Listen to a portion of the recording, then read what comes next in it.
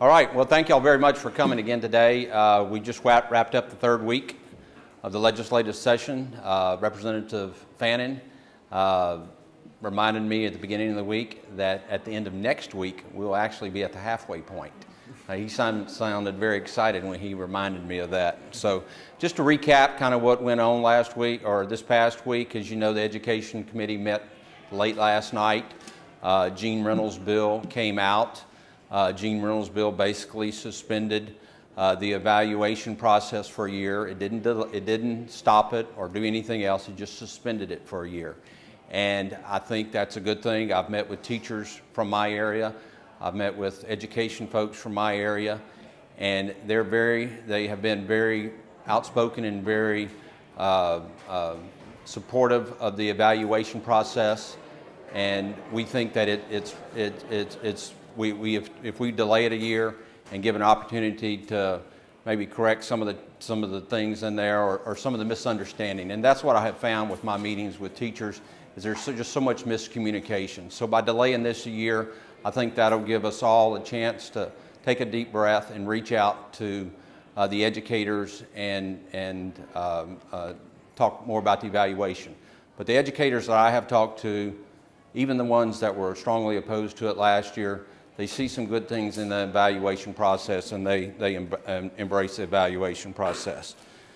And that obviously they're supportive of delaying it another year. The other thing, the big thing that came out this week out of appropriations was the budget reform issues. They'll be on the floor next week, except for ones that are constitutional amendments. They'll go to civil law. And it's dealing with the Revenue Estimating Conference, separate appropriation bill into two bills, discretionary and non-discretionary, and the use of contingencies and non-recurring money. My concern has been, and as always has been, is the unintended consequences. You know, once we put something in the Constitution, our hands are tied, and it's very difficult to change. I look forward to listening to the debate and the issues on the floor. I hear from members that support it. I hear from some members that have some concerns. I think there's probably going to be some amendments addressing those issues. Obviously, this was a big week for firearms in Louisiana. I think it's been very clear the citizens of Louisiana and the House want to protect their constitutional rights to bear arms. We've given the measures to the citizens that protect the private information necessary to evaluate applicants for concealed carry permits, but then this information should not be made public, and the measure that prevents restriction of common publicly accepted firearms. The other big issue yesterday in health and welfare was the Medicaid expansion. We all know where the governor stands on Medicaid expansion. It was obviously the measures died in committee. I think one of the biggest things that I hear from members is just the concerns of just where the numbers are. The numbers are, you know, you talk to 5 different sources, you get 5 different answers on the numbers and how accurate they are. I think before anybody wants to make a decision on where they want to go with the Medicaid expansion, we need good, solid, believable numbers, and we don't have that yet. But I think the best thing that we have to remember is how we best serve the citizens of our state. And we should at least debate and consider how we provide health care to those who need it the most and are unable to pay for it. And it has to be fiscally responsible for this year and every year afterwards. The last thing I want to talk about this past week that's getting a little attention is my House Bill 532. It's the Hospital Stabilization Fund. As we all know, over the last 5 years, Medicaid has been cut significantly to the providers. The providers in my area and around the state have concerns about the Medicaid cuts. Right now, hospitals are through Medicaid are making about 60% of what their cost is. And House Bill 532, basically what it does, it sets up a stable source of funding. The hospitals will take the money, put it into a fund, and go and draw down dollars from Washington, D.C. Through CMS. Now, I want to be clear that some are trying to make this a Republican issue. This is a Democrat issue. This is not a Republican issue. This is not a Democrat issue. I think what we're doing here, we're doing something to help protect and provide a sustainable force funding for the years in the future. We all know about UPL. We all know about UPL. The dollars are very unpredictable. And if the UPL dollars go away, then we have a bigger problem in healthcare. I'm full supportive of the public-private partnership that we're doing. I think over the long term, this is going to be the best thing for Louisiana to move forward. But at the same time, I think we need to address some of our other healthcare issues that we have and some of our challenges in our funding. And I think this legislation does it. It goes to civil law next week to get the language right for the ballot language, and then we'll hear it on the floor the following week. What's coming up next week? The budget will be in appropriations on Monday, and there will be many amendments. Some of you probably talked to Chairman Fannin.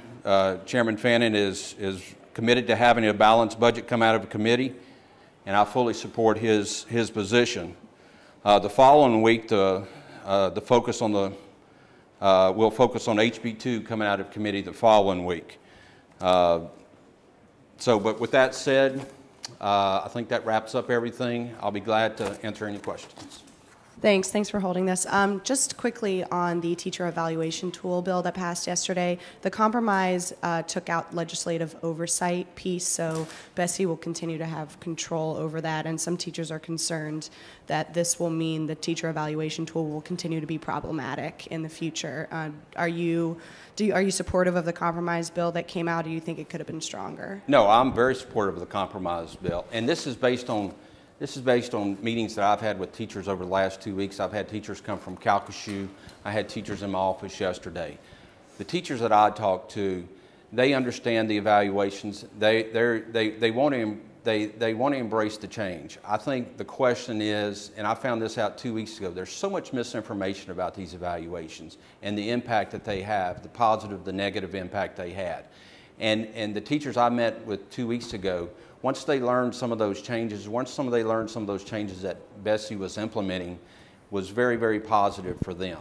So I think the teacher evaluations, I'm fine with suspending it for a year. I think we need to take a deep breath. We need to look at it in its totality, and let's do what's right for the teachers for the state of Louisiana. And I think by doing this and suspending it for a year, then I think that's the right thing. That'll give Bessie to adopt the rules. That'll give us the opportunity. I mean, you have strong supporters of the teacher evaluation system last year that have come back, legislators that strongly support it have come back with some concerns. So we need to address those concerns and make sure we do it and we do it right. Mr. Speaker, how do you feel about the plan to take $500 million worth of one-time money out of the budget in committee and bring it to the floor, and then it maybe ends up in the Senate? You know, the bottom line is on that is if there is one-time money in it, in the budget bill on Monday, the only way you can get the one-time money to the floor is there has to be a 2/3 vote. I don't believe that there's a 2/3 vote to get the bill into the committee of the whole, so we have to get into the committee of the whole. In order to do that, we have to take $500 million because that's the projected amount of one-time money out. We'll take the $500 million out. Hopefully we'll have the votes in committee to get it to the committee of the whole. Once we get it to the committee of the whole, we'll send it to the Senate, and we'll work with our Senate colleagues to craft a fiscally responsible budget. So that would essentially take the House out of the main budget process. I mean, is that your view of it, that taking the one-time money out will essentially... It is what the Guyman rule is. The Guyman rule says that there cannot be any one-time money in the bill. So, you know, that's what the rule is. So we'll have to pull the one-time money out, go to the floor, and we'll have to work with colleagues. I mean, that's what the rule is. Well, but with the, you know, given that that's the rule, do you have concerns about the House sort of being cut out of the process by... Traditionally, the Senate always changes the budget, but it seems like a proposal like this would be a dramatic reduction in the power the House would have over what the final budget's going to look like. Well, you know, look, there's all sorts of pieces of the budget that I don't like, but that doesn't mean I'm going to vote no on the budget. I mean, I think it's a process that we can work on and work through, but the rule is what it is. I mean, I think it ties our hands, but the bottom line is I think that we have to We have to pass a responsible budget, and in order to do that, we have to work with our Senate colleagues so we can get out of here by June the 6th. I guess going on that same topic, though, do you not see a way that the House would be willing to put that one-time money back in the budget bill when the House is debating it? It sounds as though you are already seeding the idea that the budget will come out of the House with no one-time money in it. The Senate will work it out like they did last year, and then the House will just go along with the Senate version. According to the rule, the way I understand the rule and the way staff understands the rule is that there cannot be any one-time money in it, and it can only there cannot be any one-time money unless it's a 2/3 vote. The 2/3 vote to get into the committee of the whole is not going to happen. We have to take the one-time money out and put it in the committee, and in order to put any one-time money in the committee of the whole, there needs to be a 2/3 vote. So I don't see it happening in the committee of the whole either. Now it'll go to the Senate. The Senate will put, I think that one-time money cap is $199 million. And they'll put the one-time money in it, and then we'll come back and see what happens from there. Do you think the House will support it when it comes back from the Senate simply because of the tight timeline of a session ending? I have no idea. That's 3 or 4 weeks down the road. That's unpredictable. I wish I could predict that for you. Are you relying on the Senate to restore the money so healthcare and higher education aren't gutted? Well, I think it's going to be important to work with our Senate colleagues and to make sure that we form a responsible budget. And, you know, the House rule is what it is, and we have to live within that House rule. So if the Senate, I'll be glad to work with Senator Donahue, President Alario, and help restore the money back to the cap.